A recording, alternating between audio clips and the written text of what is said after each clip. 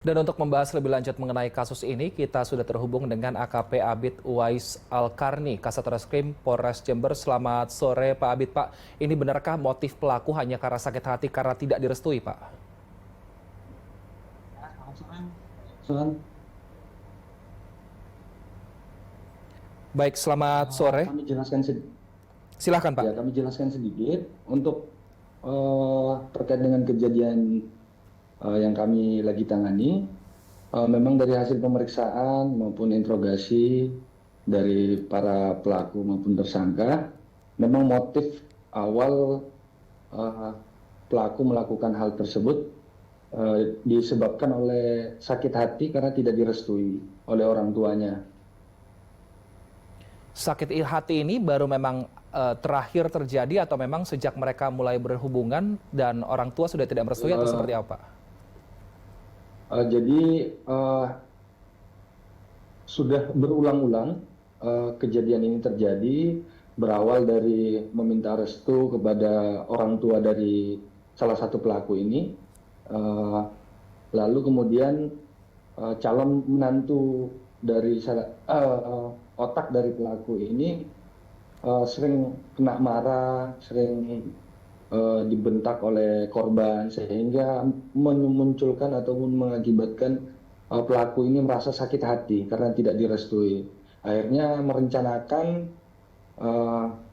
suatu permufakatan untuk melakukan pembunuhan tersebut. Baik, Pak, informasi yang kami dapatkan dan kami juga ingin klarifikasi, benarkah sakit hati ini dan juga tidak direstui ini karena ibu korban ini ternyata juga menyimpan rasa kepada pelaku, Pak? Ya, betul, betul. Jadi dari hasil penyelidikan yang kami lakukan, memang hubungan antara ibu korban,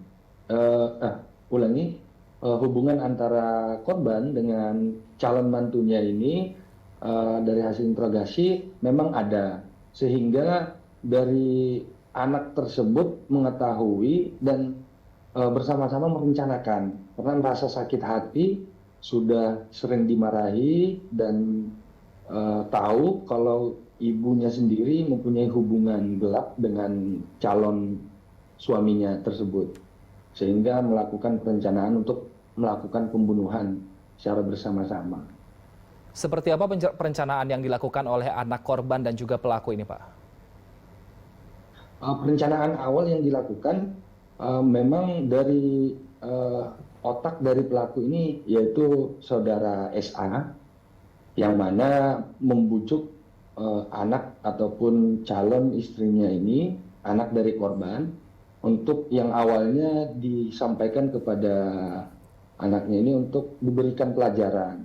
Namun penyampaian tersebut tidak sama dengan apa yang disampaikan kepada teman yang diajak untuk melakukan perencanaan pembunuhan lagi pada satu tersangka yang kita amankan. Jadi total ada 3 tersangka.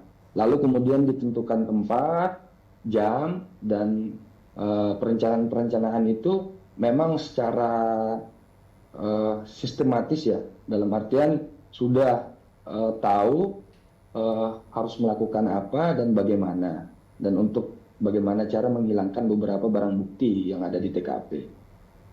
Nah, kalau barang bukti yang dikumpulkan pihak kepolisian apa saja, Pak? Sementara yang kami kumpulkan handphone korban yang kita temukan, terus baju yang digunakan para pelaku pada saat melakukan pembunuhan, untuk pisau maupun sabit yang digunakan untuk mengeksekusi sendiri masih dalam pencarian, dan 1 motor milik korban yang informasinya dijual ke salah satu daerah di Jawa Timur. Kalau untuk peran ketiga tersangka ini apa saja, Pak? Apakah memang ketiganya terlibat dalam pada saat eksekusi pembunuhan atau mungkin ada yang terlibat hanya perencanaannya saja?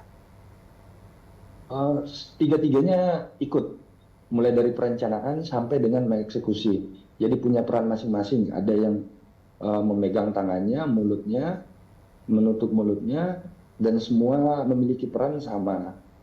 Secara bersama-samaan menggorok lehernya, terus saudara Awe, pelaku satunya, memukul gagang sabit ke bagian kepalanya sehingga mengakibatkan kepala korban hancur. Dan yang terakhir, anak dari korban sendiri yang ada di TKP. Baik Pak Abid, kalau ancaman hukuman terhadap ketiga pelaku apa Pak? Kita kenakan pasal 338, 339, 340, ancaman hukuman seumur hidup, hukuman mati paling lama 20 tahun. Baik, terima kasih AKP Abid Demikian. Uwais, Kasat Reskrim Polres Jember telah bergabung bersama kami di Berita Satu Sore. Sehat selalu Pak.